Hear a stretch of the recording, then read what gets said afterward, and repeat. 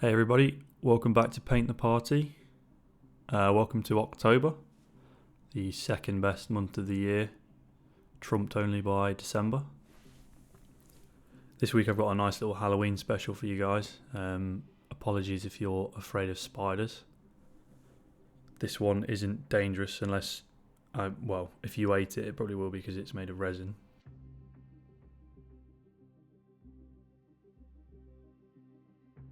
So my idea for this one was to have kind of like a wetlands, and then at the back a gorge full of spider webs and the giant spider within it.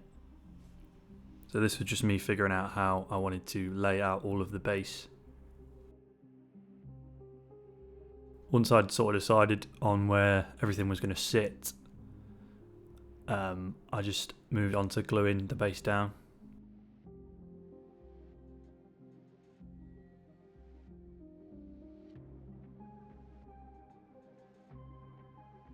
So the idea behind this diorama was it's set within a kingdom based within the Forgotten Realms. I'm not sure what the name of the kingdom is, but essentially in order for a fighter to become a knight, they have to go out into the world and slay some kind of monster slash beast. And that's where we find our fighter.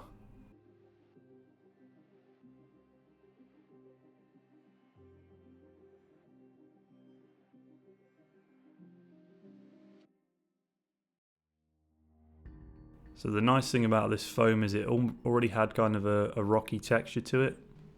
It wasn't super smooth. I did try and add some texture myself.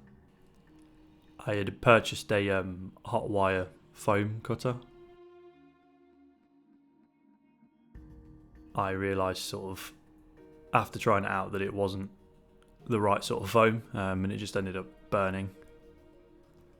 But this is me just using a normal scraper. I wanted to add these puddles. So the idea was it was kind of like the transition between a wetlands into this rocky gorge. So I wanted to add some nice puddles in there just to give it a bit more depth. So I decided to add 3 puddles of kind of various sizes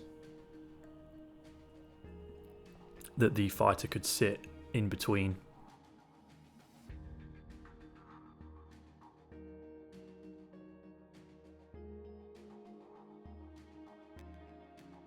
This is something I normally would use my rotary tool for, but as I mentioned earlier, I think the foam that I've got here isn't really for this kind of stuff, so I'm going to invest in some proper foam, so I can use the tools I've bought to use. So this is me just adding the base layer of terrain paste. More than anything, this is kind of just to give it a nice dark colour underneath and to protect the foam from everything else that I'm going to be laying on top of it.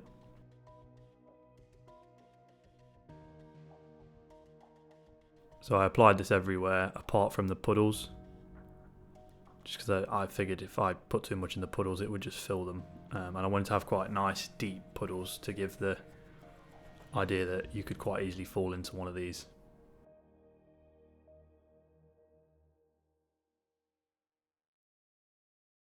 So as I mentioned, this is the foam cutter. You'll see it just,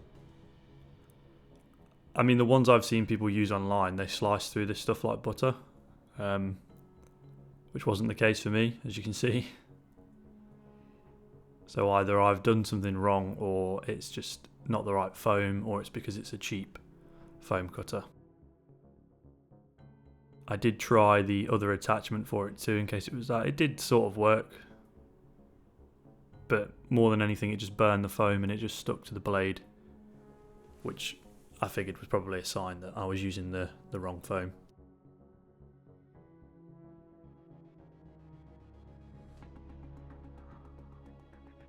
So instead I just went ahead with the hobby knife.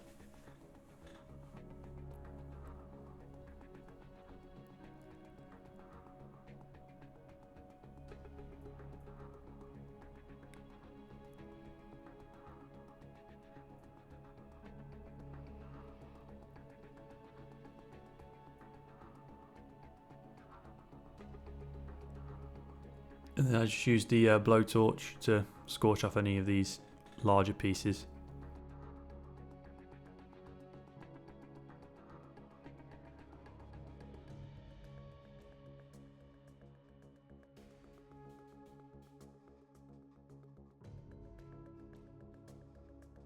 Before we kind of go any further into the lore behind this diorama, I guess I just want to say a massive thank you to all the support on the last video. It outperformed all of my other videos by a crazy margin, and I doubled in subscribers, which, you know, doing this at this level, new subscribers is kind of the biggest motivator, really. Especially the nice comments everybody was leaving too. It really does mean the world to me, and it's one of the main reasons that keeps me posting and keeps me inspired to do this. So thank you a lot for that. So as you can see at the back where the rocky gorge is going to be, I added some sand to the base just to give it a more of a rocky texture. After I primed it all black just to seal everything in, I filled these puddles with this still water.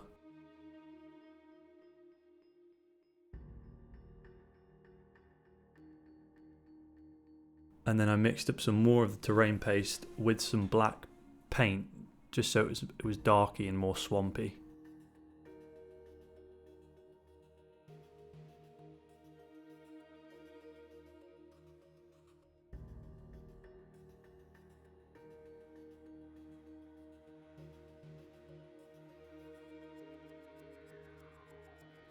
So as I mentioned, this is a fighter that's hunted this giant spider down. He's wounded the spider. In his mind, he's got it on the run, but it's actually been luring him back to its lair, and now he's found himself in a very rough terrain, and the spider's backed into a corner, and this is basically the final stand for him. These dioramas that I make, I always imagine them just at the moment where if you were playing D&D you would roll for initiative. So this is just right on the precipice of the battle.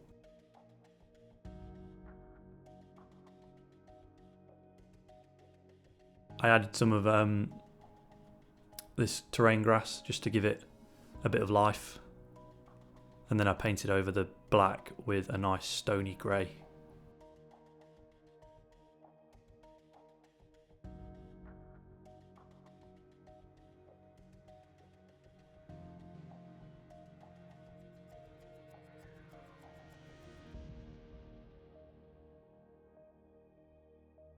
If anybody wants to come up with a name for the fighter or the spider, feel free in the comments below, because I'm pretty sure we could get quite creative with it, and that'd be very interesting to see.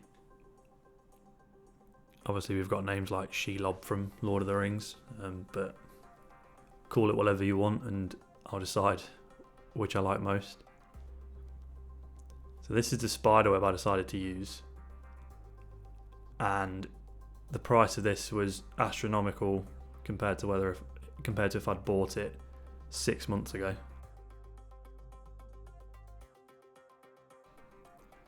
My only issue with it was quite white and clean, and to me I felt like it didn't really make sense that it would be so clean.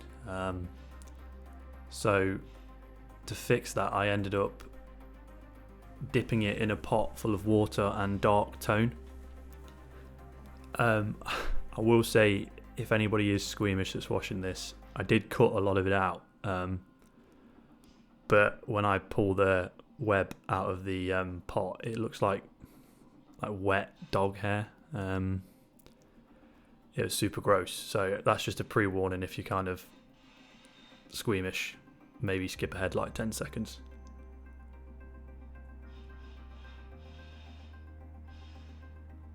Yeah, this is what I ended up with, which is exactly what I was going for and exactly what I'd imagined in my head. But like I said, it was really just like wet, long dog hair, like a greyhound.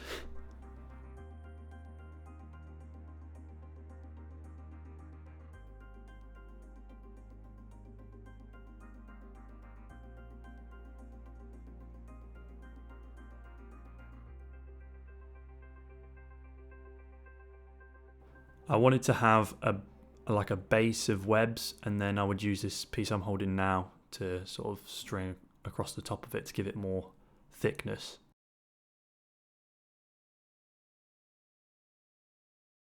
And I just went ahead and super glued it in.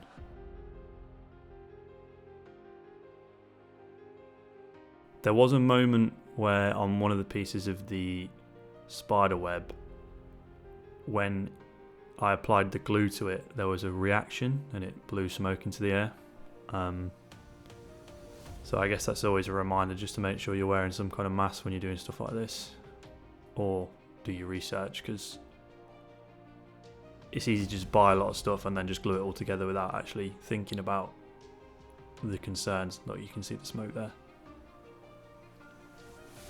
So I went ahead and started painting on our miniatures. For the spider, I wanted to keep it this nice matte black, just with some simple green eyes.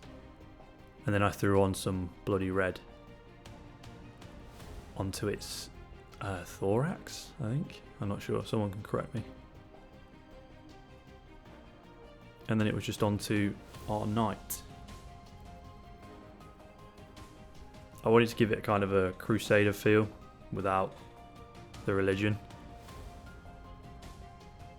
which I achieved by just white cloth, silver metal, and then I give it a nice dark shield before he goes into his final ever battle.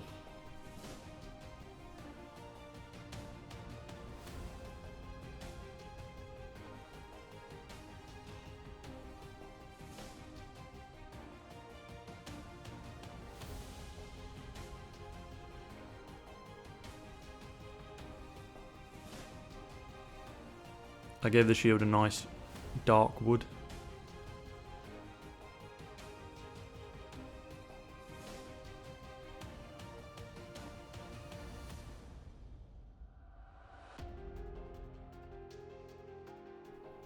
And he was ready to be glued down.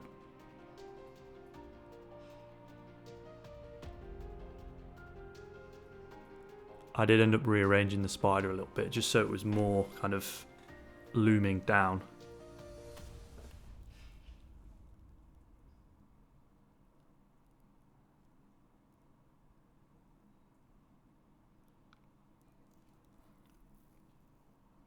And once he was glued down, it was time for the reveal.